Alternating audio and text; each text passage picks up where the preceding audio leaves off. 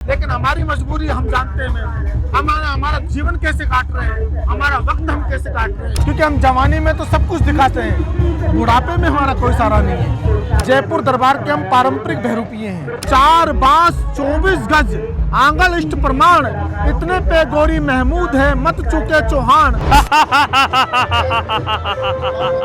मेरा नाम अरमान है और मैंने आदिवासी भील का रोल किया है और मैं सूरजकुंड इंटरनेशनल मेले में आया हुआ हूँ। मैं एक बहरूपिया आर्टिस्ट हूँ और ये एक पारंपरिक मेरी कला है जिसको मैं निभा रहा हूँ। इस कला में मेरी 7वीं पीढ़ी चल रही है, जिस कला को लेके चल रही है, वरना ये बहरूपिया कला लुप्त होती कला है।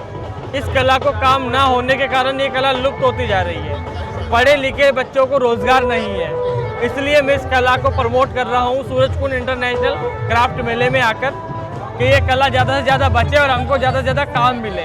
क्योंकि अगर ये कला को काम नहीं मिलेगा तो कलाकार भूखा मर जाएगा, और कलाकार की जो रोजी रोटी है वो यही है कि उसको काम मिले और उसको सांस्कृतिक कार्यक्रमों में मौका मिले आने का, तभी उसका घर का गुजारा होता है।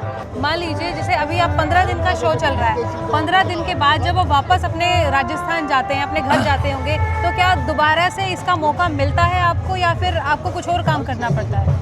हमारे ये सांस्कृतिक कार्यक्रम जो चलते हैं साल के 4 महीने चलते हैं, बाकी के 6 महीने हम घर पर रहते हैं। घर पर हमारा कोई काम नहीं होता है सिवाय मजदूरी के। जो पढ़े लिखे बच्चे हैं बहरूपिया कला के, बहरूपियाओं के, तो वो करते हैं बेरोज़गारी का काम, रोज़गार काम है नहीं। और जो अनपढ़ हैं वो गांव-गांव जाकर अपना पेट पालन करते हैं, अपने रोल बनते हैं, सुबह उठते हैं, 4-5 दिन तक दिखाते हैं, लोगों का मनोरंजन करते हैं और लास्ट में घर घर जाकर सबसे उगाई लेते हैं, तब जाके उनका पेट पालन होता है। ये हमारा ट्रेडिशनल मेकअप है। ये मेकअप हम बाज़ार से नहीं लाते हैं, हम पंसारियों की दुकान से अलग अलग तरीके से ख़रीदते हैं और इसको अपने हिसाब से बनाते हैं। ये होता तो फ़ायदेमंद है, लेकिन इसको कई चीज़ों से बचाना पड़ता है। इसलिए ये मेकअप क्या है कि फिनिशिंग क्यों दिख रही है, हमें सुबह 8 बजे से लेकर शाम को 7 बजे तक मेकअप करना पड़ता है। अब डटे हैं तो पब्लिक है हमसे मिल के आ रही है, तो कई मेकअप ऐसे होते हैं कि ख़राब हो जाता है, लेकिन ये मेकअप ऐसा है कि ये अभी ख़राब नहीं होगा क्योंकि प्राकृतिक मेकअप है। लेकिन इसके नुकसान इतने हैं कि जैसे कि अब ज़्यादा तेज़ धूप हुई और थोड़ा हल्का फुल्का बहा तो आँखों में चला गया तो बहुत ज़्यादा नुकसान है। फिर चेहरे का खिंचाव करता है, चेहरे पे इन्फेक्शन पैदा करता है, लेकिन उसके लिए बचाव के लिए हमने बहुत सी व्यवस्था की है। लेकिन हमें क्या है कि आदत हो गई है मैम। ये क्या है, बहरूपिया जो कला, ये कोई ऐसी कला नहीं है कि हमने वो सीख लिया और कर लिया इसको। ये कला है राजा महाराजाओं, हमारे पुश्तें 7 पुश्तें मेरी हो गई है, मेरे दादा, मेरे परदादा, मेरे उससे की दादा, ये सब यही काम करते थे। जयपुर दरबार का नाम सुना आपने? जयपुर दरबार के हम पारंपरिक बहरूपिये हैं। हमारे पूर्वज उनके दरबार में बहरूपिया कला दिखाया करते थे। पहले क्या था, गांव-गांव में और मेलों में बहरूपिया नहीं घूमता था, पहले एक दरबार के लिए बहरूपिया था। और दरबार में क्या काम करता था कि अपने राजा की सुरक्षा के लिए वो दूसरे राजा की सारी छानबीन करता था कि उसके पास इतना असला है, इतने बारूद है, इतने सैनिक है, रूप बदल के उनके सभा में जाता और उनकी पूरी जानकारी करके अपने महाराज को लाके बताता। और महाराज कहता कि महाराज उनके पास इतने हथियार है, इतने असला है, इतने बारूद है। आपने पृथ्वीराज चौहान का एक दोहा सुना होगा, 4 बांस 24 गज आंगल इष्ट प्रमाण, इतने पे गोरी महमूद है मत चूके चौहान। ले गोरी पद्मावती, ले गोरी सुल्तान, निप्ट कंवर दिल्ली छिड़ो छत्रभूत चौहान। तो आपको मालूम है जब पृथ्वीराज चौहान की दोनों आंखें फोड़ दी गई थी और उनको पूरा शरीर छल्ली कर दिया गया था, वो जमीन पे पड़े थे, तब बहरूपिया भाट जो चंद्रप्रताप भाट था वो गया और उसको कहा कि आप आग से पैदा, जो चौहान गोत है वो आग से पैदा हुआ। तो कह रहा डाक का पूतड़ा ओम जी ठाकुरो बाजे गुली निशान और अग्निकुंड से निपजिया रजकुली चौहान।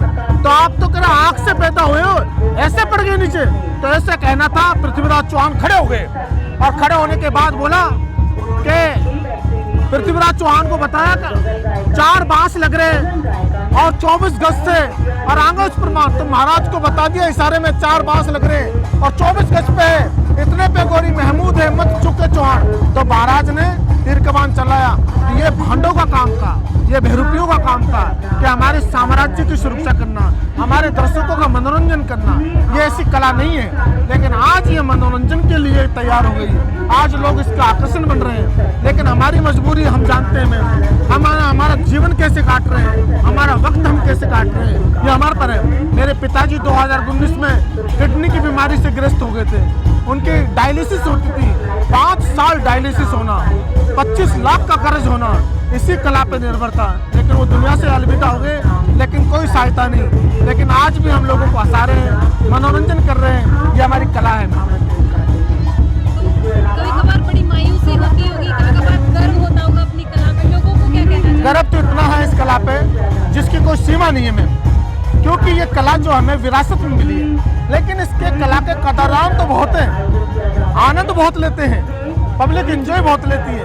लेकिन जब वक्त पड़ता है, मुसीबत पड़ती है इनके कलाकारों पे, क्योंकि हम जवानी में तो सब कुछ दिखाते हैं, बुढ़ापे में हमारा कोई सहारा नहीं है। हम बुढ़ापे के अंदर ना तो चलते हैं, ना दौड़ सकते हैं, ना डायलॉग बोल सकते हैं, ना मेकअप कर सकते हैं, तो हमारी स्थिति बुढ़ापे में खराब हो जाती है। तो ऐसे कलाकारों को जो जीवन अपनी कला में दिया है, हमारा भतीजा है, ITI कोर्स किया हुआ है, लेकिन ये कर रहा काम को, क्योंकि विरासत को बचानी है। भारत में कहाँ बचे हैं बहरूपिये? जब भारत में कलाएं खत्म हो जाएंगी, संस्कृत खत्म हो जाएगा, तो हमारा देश कैसे आगे बढ़ेगा? आज इस देश के संस्कृति कला के पीछे हमारे देश को पहचाना जाता है। खूबसूरत बात है कि आप अभी भी इस कला को लेकर जा रहे हैं विरासत में। कहीं जो लोग अपनी उम्मीद छोड़ देते हैं, आप फिर भी ये काम कर रहे हैं, आपके बहुत बहुत धन्यवाद। मैं तो यही कहना चाहूँगा आप लोगों से, दर्शकों से, कि बहरूपिया कला आप लोगों के बीच में कहीं भी मिले तो उससे सम्मान से देखें, उसकी इज्जत करें और उसकी कला को देखें, उसको निहारें और उसके साथ एंजॉय करें, ताकि हम लोगों का पेट पालन हो, हमारे बच्चे पढ़ें और हमारे लिखें, हम भी नौकरियों पे लगे, हम भी सर्विसों पे लगे और हमारा भी काम ऐसा हो चलता रहे।